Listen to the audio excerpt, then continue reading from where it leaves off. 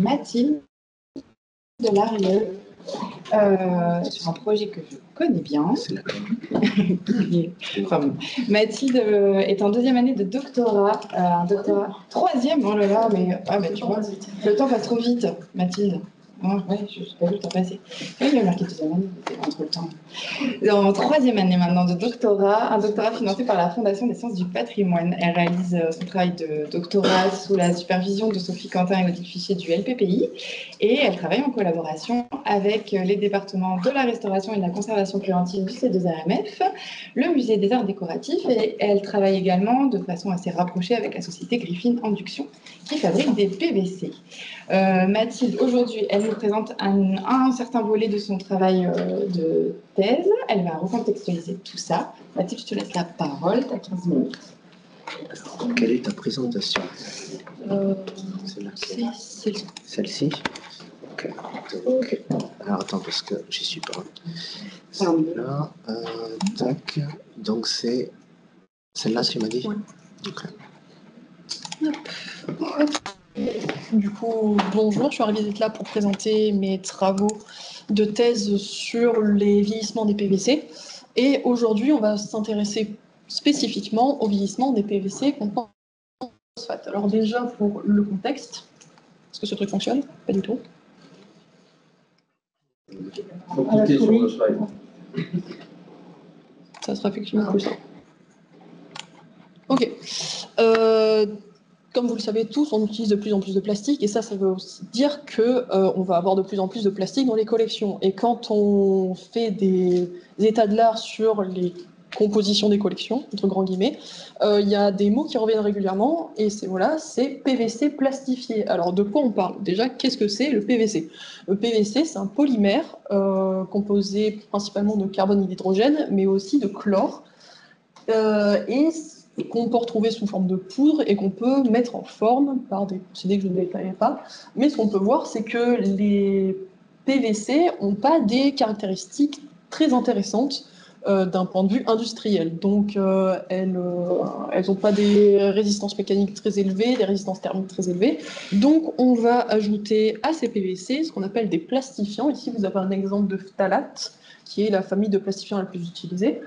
Et l'ajout de plastifiants permet d'augmenter les caractéristiques mécaniques et thermiques pour augmenter notamment la flexibilité et la résistance à la température, ce qui fait en gros passer le PVC de matière tuyauterie sous votre évier à matière votre veste en faux cuir.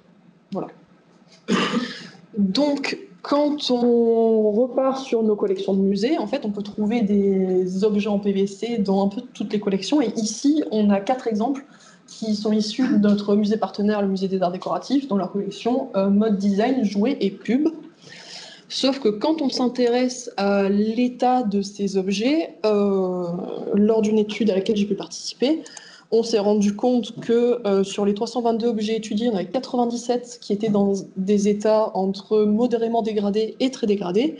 Et parmi tous ces objets, 29% d'entre eux étaient en PVC. Donc c'est intéressant d'étudier les dégradations du PVC pour pouvoir appliquer ces résultats au domaine de la conservation.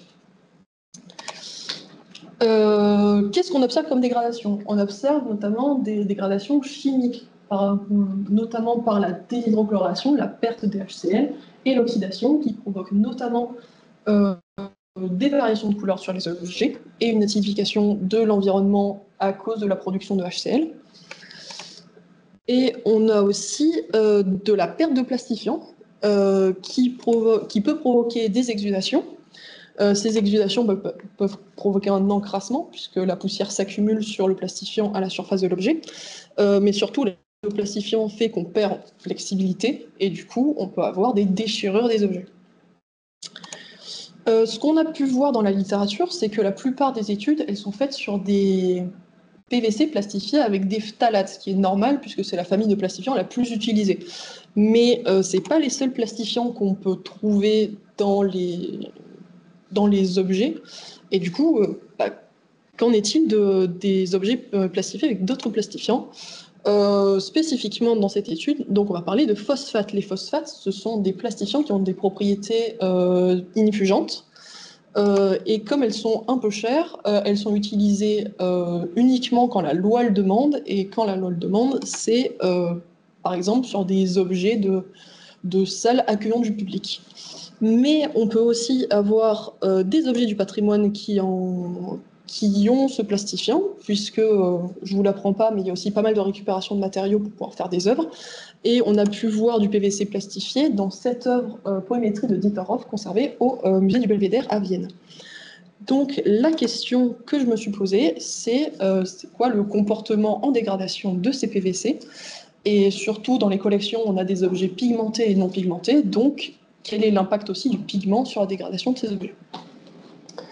Pour cela, on est allé voir effectivement Griffin Induction, qui est un fabricant de PVC plastifié dans le Vexin, en lui demandant « Est-ce que vous pouvez nous sortir des films de PVC qui sont les plus représentatifs de ce que vous vendez à votre clientèle ?»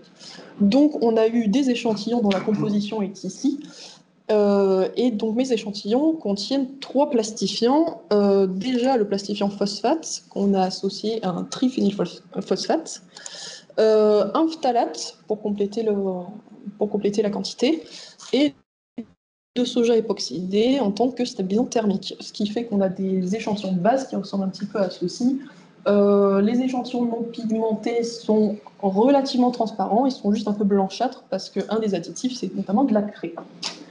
Oui, et pour la pigmentation, ça fait partie des additifs. On a 5% de pâte pigmentaire composée de DINCH et de TiO2. J'ai donc réalisé du vieillissement artificiel via le cycle qui est présenté ici, donc un cycle de 3 jours, à 80 degrés pendant 2 jours, 25 degrés pendant une journée et 65% d'humidité constante. Et je vais d'abord regarder la variation de couleur. Et donc pour la variation de couleur, j'ai pris des photos, et ce qu'on peut remarquer, c'est que mes échantillons jaunissent. Oui, ils jaunissent, mais ils ne jaunissent pas au même rythme, puisque les échantillons sans pigment jaunissent beaucoup plus que les échantillons avec pigment, et on peut même remarquer que les échantillons à 11 cycles de vieillissement pour les non pigmentés et à 44 cycles pour les échantillons avec pigment, en fait, ils ont à peu près la même couleur. Donc on voulait vérifier si ça, c'était juste pas notre œil qui nous faisait défaut, donc on a fait de la spectrocolorimétrie. En commençant ici avec la variation de couleur globale, et donc effectivement on remarque que les échantillons sans pigment varient beaucoup plus en couleur que les échantillons avec pigment. On voit aussi qu'il y a une stabilisation autour de 60 cycles. Donc avant 60 cycles, on a une forte évolution, et après 60 cycles, on a une stabilisation. Voilà, sachant que quand on compare les valeurs finales de couleurs dans nos échantillons, on se rend compte que l'écart entre ces couleurs est quelque chose qui est considéré comme très visible, donc c'est effectivement ce qu'on voyait sur les photos juste avant. Pour entrer un petit peu plus dans le détail, on va étudier les paramètres A et B de couleurs qui sont présentés ici. On va commencer par A, donc A c'est du vert au rouge. Et on peut se rendre compte que déjà tous les échantillons commencent d'abord par verdir. Ça, on a fait une étude à côté, on a prouvé que c'était dû à l'oxydation du stabilisant qui est utilisé dans les échantillons. Mais après, on a tous nos échantillons qui rougissent. Ils rougissent pas beaucoup, mais ils le font. Et la différence de valeur entre les deux n'est pas visible à l'échelle des échantillons. Mais maintenant, on va passer particulièrement au jaunissement. Au jaunissement aussi, on observe qu'il y a de grosses disparités entre valeurs finales. Et surtout, ce qu'on peut voir, c'est que avec la variation de couleur globale, les valeurs sont quasi identiques, donc le jaunissement est la variation de couleur principale des échantillons. Ok, on a des jaunissements, mais le jaunissement il est causé par quelque chose, le quelque chose étant la déshydrochloration dont j'ai parlé un petit peu plus tôt, et cette déshydrochloration, on va la caractériser par infrarouge. Mais quelle bande on va utiliser pour caractériser ça? Donc pour ça, je vous ai mis ici le mécanisme de déshydrochloration, et ce qu'on peut voir, c'est que en plus d'avoir libération de HCl, on a des apparitions de double liaison CC conjuguée. Et ça se voit sur les spectres des échantillons. Sauf que le problème, c'est que à cause des superpositions des différents éléments dans les échantillons, la seule bande qu'on pourra effectivement utiliser, c'est la bande CH à 960. Je vous ai remis les spectres ici, c'est la bande qu'on va trouver là. Et on a fait une acquisition en utilisant une déconvolution à partir d'une fonction de Lorentz. Donc vous pouvez trouver le résultat juste ici. Et ce qu'on peut voir de cette déconvolution, c'est qu'il n'y a pas de vraie différence entre les échantillons pigmentés et non pigmentés. Le problème, c'est que nous, à l'œil et au spectrocolorimétre, on avait vu que les échantillons non pigmentés jaunissaient plus. Donc est-ce que le jaunissement est effectivement dû à la déshydrocoloration ou pas ? Donc j'ai tracé ici cette déconvolution en fonction de B, le paramètre de jaunissement, et comportement relativement linéaire. Donc pour nous, ça correspond à la déshydrocoloration cause effectivement le jaunissement. Donc ce qu'on peut en conclure, c'est effectivement le pigment TiO2 camoufle le jaunissement des échantillons. Par contre, les dégradations sont toujours là. On s'est aussi intéressé à la perte de plastifiant, et donc pour cela, j'ai pesé mes échantillons pour obtenir la perte de masse. Et il n'y a pas de différence de masse entre les échantillons pigmentés et non pigmentés. Comme on sait que la perte de masse est notamment due à la perte de plastifiant, j'ai voulu vérifier ça en calculant la T-alpha, qui est une température de relaxation du matériau, qui permet d'avoir des indices sur la flexibilité du matériau. Et ce qu'on remarque, c'est que plus le vieillissement avance, plus la rigidité du matériau augmente. Donc la perte de masse est bien due à la perte de plastifiant. Et donc ici, on a une perte de masse finale à peu près 16%, qui correspond à environ 50% de plastifiant perdu à la fin du vieillissement. La question qui s'est posée après, c'est on a 3 plastifiants. Est-ce qu'ils partent tous en même temps? Est-ce qu'ils partent l'un après l'autre? Qu'est-ce qui se passe? Donc pour ça, on a refait de l'infrarouge, et donc je vais les traiter successivement, commençant par le plastifiant phosphaté, dont le spectre est juste ici. On remarque sur la formule qu'il y a notamment des bandes des liaisons CW-liaison-C qui correspondent à cette bande ici, qu'on va caractériser à 1590. On a aussi, c'est un plastifiant phosphaté, donc on a aussi cherché les liaisons phosphates, qui sont ici à 946. Et lorsqu'on fait la déconvolution, on s'aperçoit que le plastifiant phosphate part de l'échantillon assez rapidement. Et après, on est passé donc au DIDP, donc le plastifiant phtalate. Le plastifiant phtalate est notamment connu pour avoir de fortes liaisons CO qui sont ici.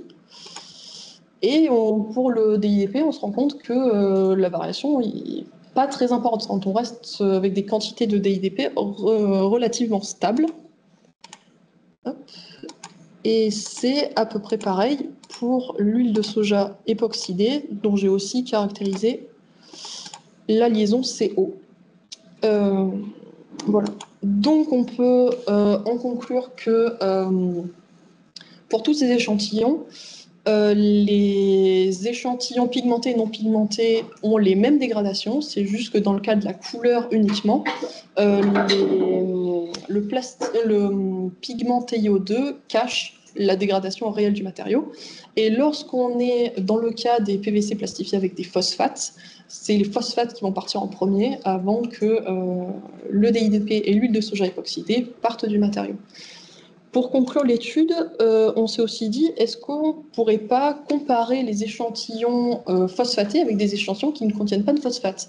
Et c'est ce que je vous ai tracé là, avec du coup en noir mes échantillons et en rouge des échantillons sans phosphate. Et on remarque que le comportement est très différent. Donc les échantillons sans phosphate vont jaunir très vite, mais ne vont pas avoir mais vont pas perdre beaucoup en masse, alors que les échantillons phosphatés vont peu jaunir, mais vont perdre beaucoup en masse. Ce qu'on peut en conclure, nous, c'est qu'en fonction du plastifiant qu'il y a dans l'objet, en fait, on aura un comportement qui est très très différent, et ça c'est important dans les collections, puisque vous pouvez avoir deux objets en PVC acquis au même moment qui vont se dégrader avec des rythmes très différents. Et voilà. Merci à vous. Merci à vous. Je sais pas où est-ce que j'en étais niveau temps. Nickel. Merci Mathilde. Est-ce qu'il y a des questions? J'imagine que ces phénomènes-là sont pas réversibles, bien sûr. Non. Donc vous avez des idées comment essayer de lutter contre cette perte? Merci. Ok, alors, dès que je le vois, il y a deux options. L'option numéro 1, c'est de modifier directement le plastifiant et la chaîne de PVC lors de la fabrication pour avoir des matériaux qui sont plus stables en dégradation. Sauf que cette méthode-là, elle a plusieurs problèmes. La première, c'est qu'on en est toujours à un stade recherche, donc les objets sur le marché avec ce genre de technologie ne sont pas encore dans les musées. C'est encore arrivé dans le musée. Voilà. La deuxième chose, c'est que on ne peut pas appliquer cette méthode-là sur des objets qui sont déjà faits. Et la troisième, c'est que ça ne change pas les problèmes qu'on a actuellement sur des objets en PVC qui sont actuellement dans nos collections. Donc la deuxième option, c'est d'agir a posteriori. Et ça, c'est la suite de ma thèse. Qui va notamment... Le cœur de ma thèse, dans les faits. Qui va notamment parler de l'utilisation de vernis sur les objets. Et est-ce que c'est une bonne idée de vernir les objets lors de la fabrication ou a posteriori, une fois que l'objet est vieux. Et donc, je garde la surprise pour ça. On vous prépare quelque chose. Mais oui, on attend les réponses officielles, mais je complète, Mathilde, tu me permets, mais on a fait une demande auprès de la Fondation des Sciences du Patrimoine pour organiser justement une journée pour présenter le reste des travaux de Mathilde sur cette potentielle application de vernis. Est-ce que tu veux compléter sur le programme de la journée, etc. Alors, le programme qu'on a prévu, ça serait des interventions le matin qui seraient accessibles à tous. Donc, où je représenterai l'impact des vernis, en gros, mes résultats de thèse. On aurait aussi une intervention de Kamal Mergoum, qui est donc notre contact chez Griffin Induction, les personnes qui ont fait les échantillons. On aurait aussi une présentation de Florence Bertin, du Musée des Arts Déco. J'essaie de me souvenir de son titre, je crois qu'elle est responsable de la conservation, de la collection et de la conservation des collections. Ouais, voilà. Donc, et l'après-midi, on aurait des ateliers avec des objets à manipuler, et donc conservateurs, restaurateurs pourront manipuler les objets, dire ça c'est tolérable, ça c'est pas tolérable, et du coup comment orienter la recherche après ça. Voilà. Merci Mathilde. Est-ce qu'il y a d'autres questions? Oui, Agnès, pardon. Oui, Mathilde, merci pour ta présentation. Je me demandais, est-ce que vous avez une idée de la raison pour laquelle les plastifiants phosphatés exudent plus rapidement que les plastifiants plates, voilà. Est-ce que c'est une question de longueur de chaîne? Donc, est-ce que ça veut dire que il y a des choses se dégradent plus rapidement et il y a que exuder plus facilement? Alors, tel quel, je n'ai pas trouvé de source là-dessus, mais le fait que les phosphates quittent le matériau plus rapidement, c'est quelque chose qui est déjà connu dans l'industrie, on va dire, au nez, quoi. C'est-à-dire que mon prestataire, donc Kamal Mergoum, quand il nous a parlé des phosphates, il nous a notamment dit qu'il n'utilisait pas de phosphate pour la sellerie de voiture, parce que la déplastification des échantillons de phosphate fait qu'en fait ça crée de la buée grasse sur l'habitacle. Donc pour l'instant, voilà. Donc ah oui, il y a sûrement une explication, mais je ne l'ai pas. Et eux pas non. Ils n'ont pas voulu vous la communiquer? Pardon? Ils n'ont pas voulu vous la communiquer ou Alors, non, c'est pas ça. Je pense qu'ils l'ont pas, parce que l'étude cette étude-là est une des seules sur la dégradation des PVC plastifiés avec des phosphates. Donc j'en ai trouvé 2-3 autres.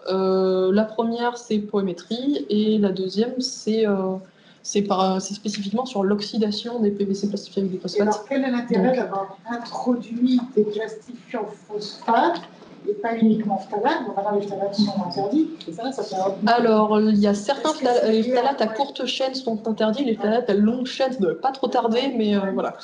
Et pourquoi les phosphates et pas des trucs plus stables? Parce que, voilà, pourquoi pas des éléments plus stables? Parce qu'avant, c'était des retardateurs de flamme à brome, et que depuis, ils se sont aussi fait interdire.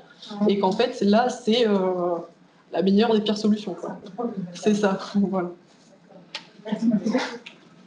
Est-ce qu'il y a d'autres questions, ou peut-être sur Teams, dans la salle? Non? Moi, je voulais peut-être te demander... Ah, il y a une question, alors. Priorité au Teams. Je la lis? Pardon. Bonjour, Stéphane Bouvet, de la BNF. Bonjour, peut-on agir sur les conditions environnementales pour limiter la dégradation? Humidité relative plus faible ou au contraire, température plus faible? Atmosphère appauvrie en oxygène, par exemple. Alors oui, on peut le faire. Dans un certain nombre d'études, il y a le système de, on va dire, degrés équivalents pour limiter les... Ce qui est conseillé dans le cadre du PVC, c'est pour l'hygrométrie, il n'y a pas forcément de grandes tendances qui se dégagent, mais pour la température, effectivement, baisser la température, c'est intéressant dans le cadre du PVC. Par contre, faut pas trop la baisser, parce que sinon, l'objet devient juste cassant. Et sinon, pour l'atmosphère appauvrie en O2, oui, l'O2 est un catalyseur de dégradation pour la dégradation des PVC. Ça serait effectivement plus intéressant de mettre les objets en PVC sous atmosphère inerte, mais ça engendre des coûts qui sont peut-être pas acceptables pour les réserves des musées. Merci Voilà. Mathilde. On a une toute dernière très rapide question de Gilles. Gilles, tu peux ouvrir ton micro, pardon. Oui, c'est pas une question, c'est un complément à la réponse de Mathilde. Alors, je vais faire du rétro-teasing en parlant d'une thèse précédente qui avait été menée par Adeline Royot, qui nous avait montré aussi, en tout cas pour les plastifiants, pour les PVC avec plastifiants phthalates, que le confinement, en tout cas d'être dans une atmosphère plutôt close, était un bon moyen de ralentir la migration des phtalates et donc la déplastification. Ça, c'est plutôt pour donc les conditions de stockage et de conditionnement. Par contre, la limite d'effectivement l'encloisonnement, c'est que effectivement les dégradations sont retardées, mais comme il n'y a pas de flux d'air qui élimine le plastifiant à la surface, en fait on aura des objets qui seront exsudés, où on verra l'exsudation sur les objets. Voilà, donc c'est un compromis encore. Merci Mathilde. Et ben, on te remercie pour cette intervention. Merci beaucoup.